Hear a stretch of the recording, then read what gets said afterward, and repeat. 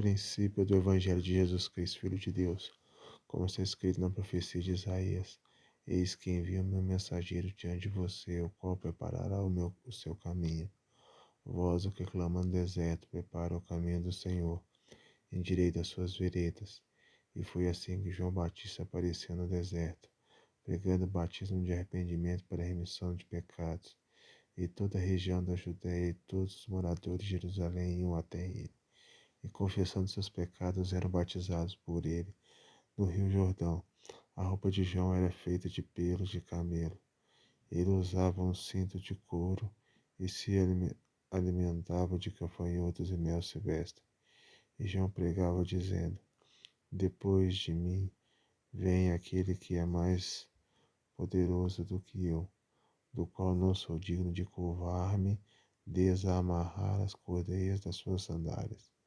Eu batizei vocês com água, ele, porém, os batizará com o Espírito Santo. Naqueles dias, Jesus veio de Nazaré da Galiléia e foi batizado por João no Rio Jordão. Logo ao sair da água, Jesus viu os céus se abrindo e o Espírito Santo descendo como pomba sobre ele.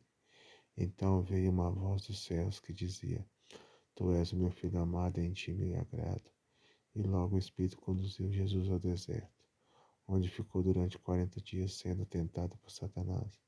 Estava com as feras e os anjos o serviam. Depois de João ter sido preso, Jesus foi para a Galiléia, pregando o Evangelho de Deus. Ele dizia: O tempo está cumprido e o reino de Deus está próximo. Arrependa-se e creia no Evangelho. Caminhando junto ao mar da Galiléia, Jesus viu os irmãos Simão e André, que lançavam a rede ao mar, porque eram pescadores. Jesus lhe disse: Venha comigo, e farei com que sejam pescadores de gente. Então eles deixaram imediatamente as redes e o seguiram. Pouco mais adiante, Jesus viu Tiago, filho de Zebedeu, e João, seu irmão, que estavam no barco consertando as redes, e logo o chamou. E eles seguiram Jesus, deixando seu pai Zebedeu no barco com os empregados. Depois entraram em Cafarnaum, e logo no sábado Jesus foi ensinar na sinagoga, e maravilhava-se com sua doutrina, porque os ensinava como alguém que tem, como alguém que tem autoridade e não como os escribas. E logo apareceu na sinagoga um homem possuído de espírito imundo, o qual gritou: O que você quer conosco, Jesus Nazareno? Você veio para nos destruir? Sei muito bem que você é o Santo de Deus. Mas Jesus o repreendeu, dizendo: Cale-se e saia deste homem.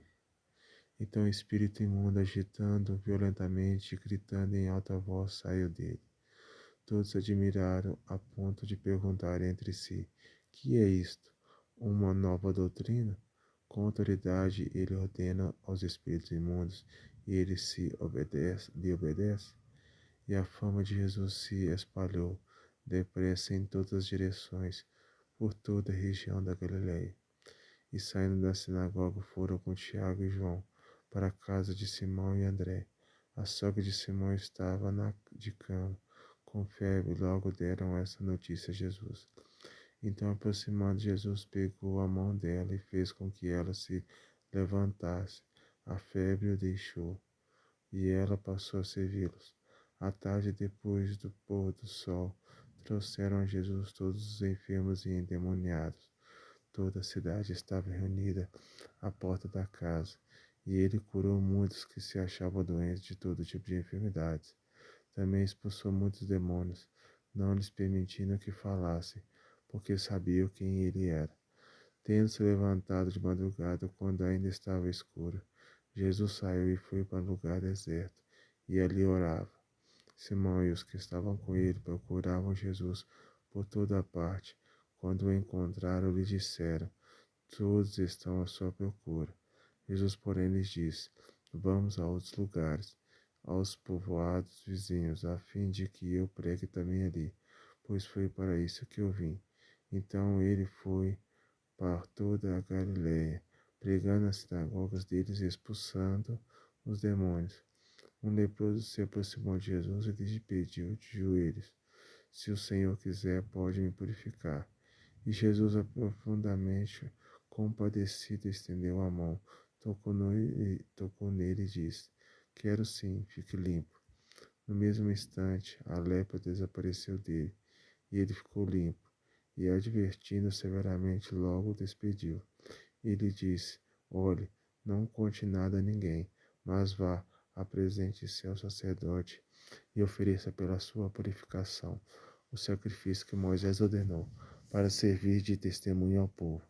Mas tendo ele saído, começou a proclamar muitas coisas e a divulgar a notícia, a ponto de Jesus não poder mais entrar publicamente em nenhuma cidade. Por isso permanecia fora, em lugares desertos, e de toda parte vinham ao encontro dele. Dias depois, Jesus entrou de novo em Cafarnaum e logo se ouviu dizer que ele estava em casa. Muitos se reuniram ali, a ponto de não haver lugar nem mesmo junto à porta. E Jesus anunciava-lhes a palavra. Trouxeram então um paralítico carregado por 4 homens.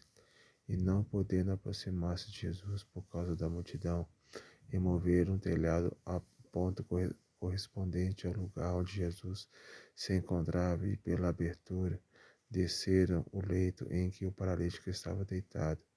Vendo-lhes a fé, Jesus disse ao paralítico: Filho, os seus pecados estão perdoados. Alguns escribas estavam sentados ali e passavam em seu coração: Como ele se atreve a falar assim? Isto é blasfêmia. Quem pode perdoar pecados a não ser um que é Deus? E Jesus, percebendo imediatamente em seu espírito que eles assim pensavam, disse-lhes: Por que vocês estão pensando essas coisas em seu coração?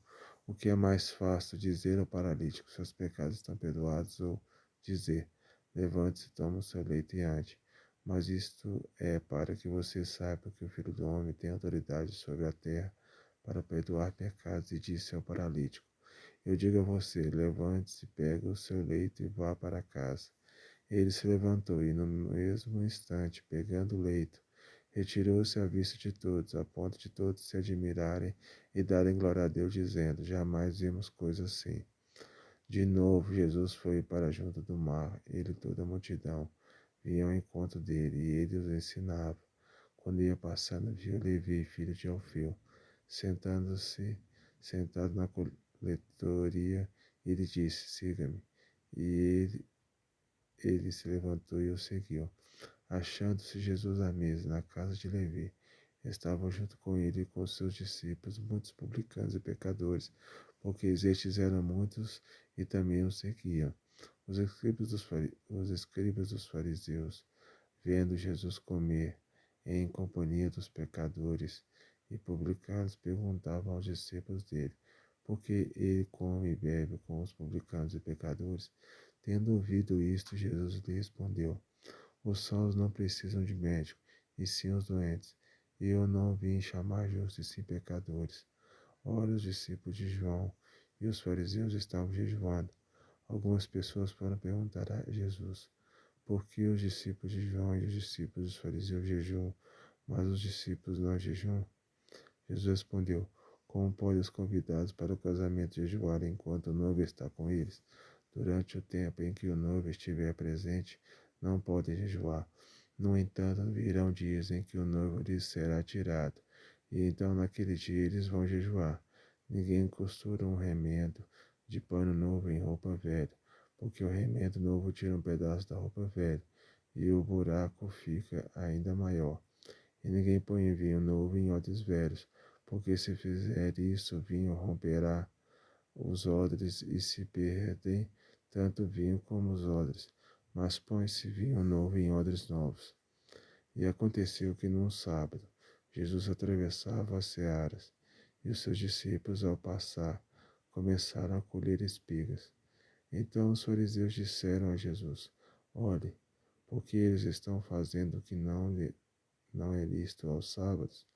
Ele lhes respondeu: Vocês nunca leram o que Davi fez quando se viu em necessidade e teve fome, ele e seus discípulos e seus companheiros, como entrou na casa de Deus no tempo do sumo sacerdote Abiatar, e como os pães da proposição, dos quais só os sacerdotes eram lícitos comer, e ainda deu esses pães aos seus companheiros. E Jesus acrescentou: o sábado foi estabelecido por causa do homem, e não o homem por causa do sábado. Assim o Filho do Homem é o Senhor também do sábado. De novo Jesus entrou na sinagoga e estava ali um homem que tinha uma das mãos ressequida. Estavam observando Jesus para ver se curaria naquele homem no sábado, a fim de o acusarem. Jesus disse ao homem da mão ressequida: venha aqui para o meio. Então lhes perguntou: é lícito no sábado fazer o bem ou fazer o mal, salvar uma vida ou deixar morrer? Mas eles ficaram em silêncio. Então Jesus, olhando em volta, indignado e entristecido com a dureza de coração daquelas pessoas, disse ao homem: estenda a mão. O homem estendeu a mão e ela lhe foi restaurada. Os fariseus saíram dali e com os herodianos logo começaram a conspirar contra Jesus, procurando ver como o matariam. Jesus se retirou com seus discípulos para o mar. Uma grande multidão o seguia. Eram pessoas que tinham vindo da Galileia para a Judéia, de Jerusalém, da Idumeia, do outro lado do Jordão e dos arredores de Tiro e de Sidom, porque ouviram falar das coisas que Jesus fazia. Então recomendou aos seus discípulos que sempre estivessem pronto o barquinho por causa da multidão, a fim de não apertarem, pois curava,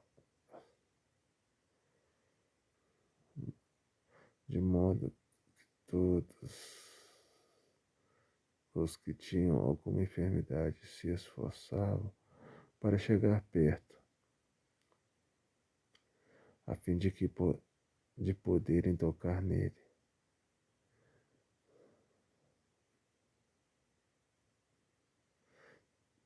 Também os espíritos imundos, quando o viam, prostravam-se diante dele e gritavam: você é o Filho de Deus. Mas Jesus lhe advertia severamente que não expulsassem a publicidade. Depois Jesus subiu ao monte e chamou os que ele quis e vieram para junto dele. Então designou os 12, os quais chamou de apóstolos, mas para estarem com ele e para os enviar a pregar e a exercer a autoridade de expulsar demônios. Eis que os 12 que designou Simão, a quem acrescentou o nome de Pedro, Tiago, filho de Zebedeu, e João, irmão de Tiago, os quais deu o nome de Boanerges, que quer dizer filhos do trovão, André, Filipe, Bartolomeu, Mateus e Tomé, Tiago, filho de Alfeu, Tadeu, Simão, o Zelote, Judas Iscariotes, que foi quem o traiu. Então Jesus foi para casa e outra vez se ajuntou uma multidão, de tal modo que nem podia comer.